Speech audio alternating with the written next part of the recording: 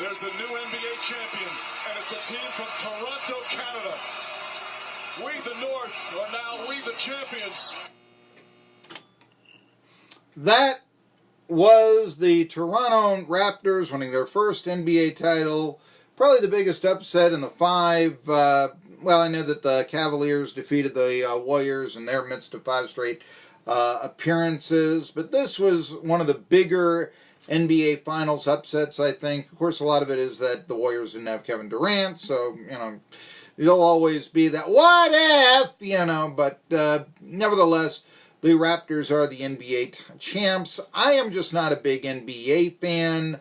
I look at things like, I think the league has become so political that, like I mentioned with the term progressive field, which should be fairly innocuous, but we've just gotten into such political polarization now that, progressive field, what does that mean? No, and it turns off fans. You got to be all politically correct and all this. That turns off fans. And there's no league that is more, look at us, we're hiring female coaches. Cavaliers did that the other day. It's historic. Actually, it's been done twice before. I mean, and yet, I've seen, on a high school level, certainly, female basketball coaches coaching males. So I don't think that it's that big of a deal if it ever happens in the NBA or so. A good coach is a good coach no matter what the gender is. I really don't see the whole big deal. But what do they champion this? I could show you UAB once had a female assistant football coach, taught kicking. There are plenty I could show you in hockey. Female coaches, usually at a high school or a lower level, coaching men, or should I say males? I mean, if you want to say, are they men under 18 if it's high school? Okay, so we'll say females coaching males. I've seen that. I've done stories on them. And it's like, how many female skating instructors are there? You don't think that could collaborate in being a good high school hockey coach? Of course it could. Who cares about the gender? But it gets to this sort of NBA. Look at us! Aren't we progressive? And it becomes extremely polarizing. As does, like I said, the shop with LeBron James. Oh, yes. Donald Trump is appointed. Really?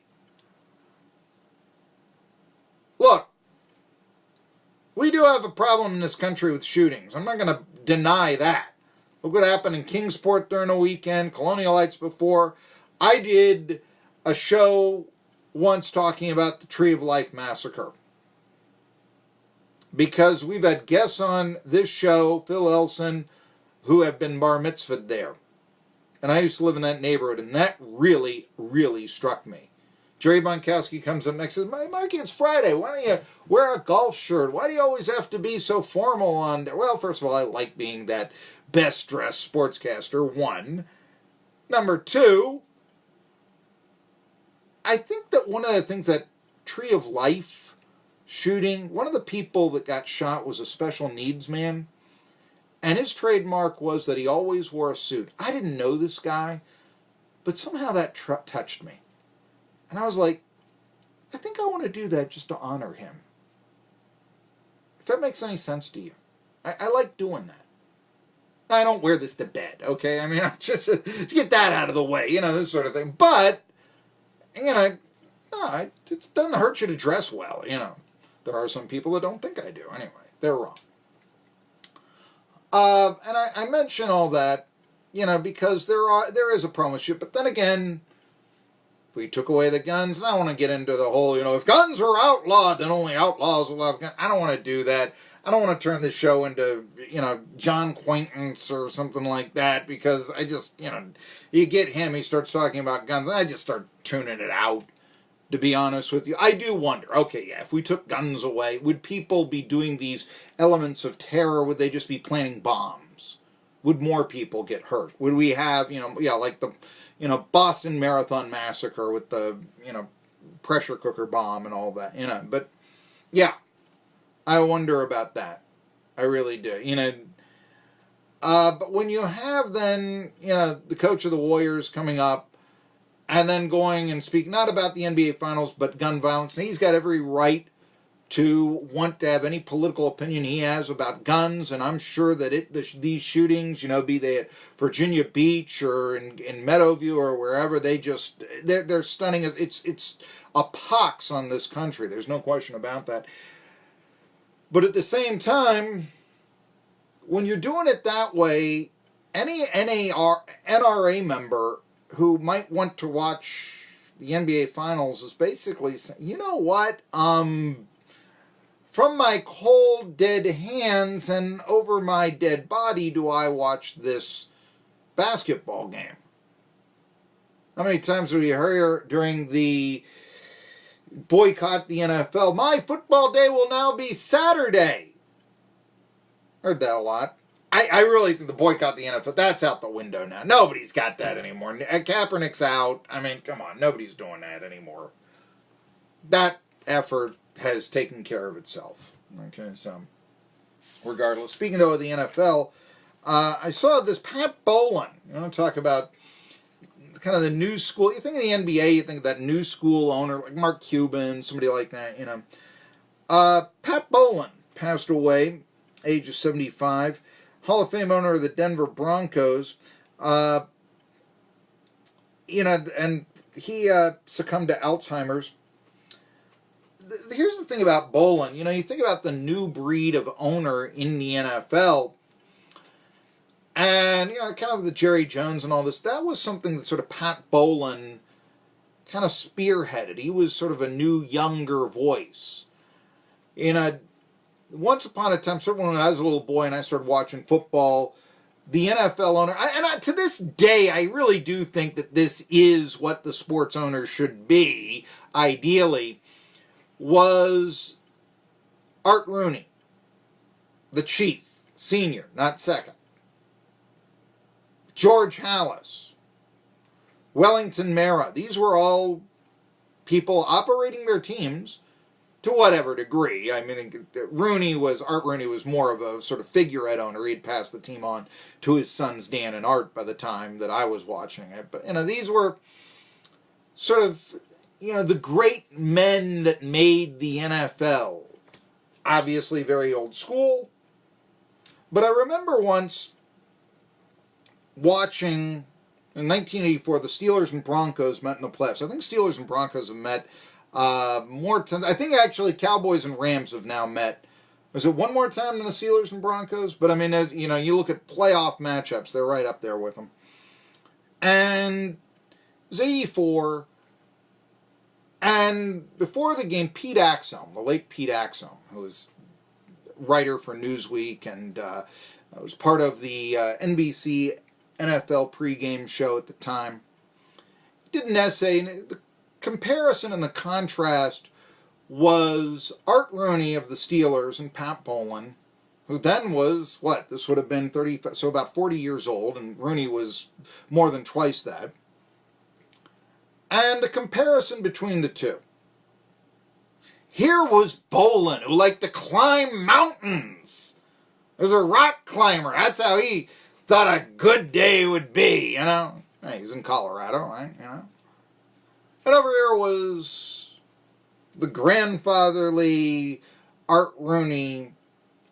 His idea of a good time, he went to Mass every day. His idea of a good time was a fine cigar and going to the track. Racetrack. Horse racetrack. Yeah. That was his idea of a good time and all. And just the difference between those two, the generational difference and all that. And now we have, the NFL owner tends to be a little more, shall we say, I hate to use the word, but, when Jerry Jones came in, it was, why do we have to always sell Coca-Cola at the venue? Why do we have to always sell that at the NFL? Why can't we sell Pepsi? Why can't I make my own deal? Looking for that angle and all that. That was some of the things that Bowlen. Now, admittedly, Rooney had, created the league along with the Hallises and the, Bidwells, I'm sure, and all this sort of stuff. The Wellington Maras. I mean, there's no question about that. One of the statements that has been put out by the Broncos is that he was the driving force in establishing the championship culture of the Broncos, and that's true. The Broncos, you think of them as winners.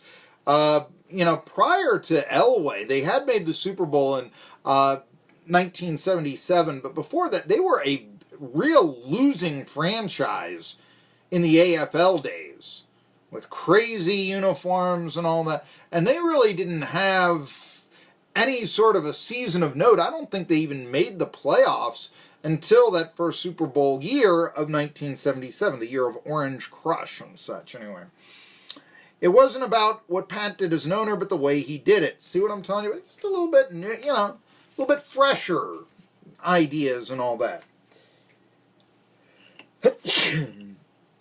Excuse me for our Facebook later. Pat truly cared about the players in a very genuine way, which I would also say that is something that he would share with the Rooneys. Trust me, I've covered the Steelers. I've seen, the Christmas presents by the lockers. I mean, that's, the Rooneys and Bowlen, both known as quote-unquote good owners.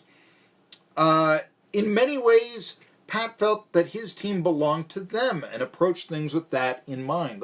Now, that's not a bad attitude. I like to think that the team belongs to the fans. And again, it is the owner that is putting and signing the checks. Let's not forget that. So that was the case. He purchased the Broncos in '84 for $78 million. Like I said, that year, Broncos went 13-3, made the playoffs. Again, it was his first year. Remember, I told you about that angle that they had on the NFL pregame show that year before the playoff game between the Steelers and the Broncos. And the thing was, both Bowlen and Rooney did still come out pretty well in that comparison and that contrast. The Steelers wanted to get... Mark Malone was the quarterback. He used to have a sports talk show on this station on a network level and such. But Denver appeared in 7 Super Bowls, winning 3. And like I said, they've been to 8. Pats have more. That's as many, I believe, as the Steelers have. Yes, they do. 8 is how many they have. It's now more than what the Cowboys have. There you go. Or it's as many as the Cowboys have. Excuse me. The Cowboys have as many as the Broncos. So think about that. Appearances in the Super Bowl. And that's sort of the Pat Bowden legacy. And again, kind of think that new breed owner that you saw, a lot of ways, Bowden was that guy.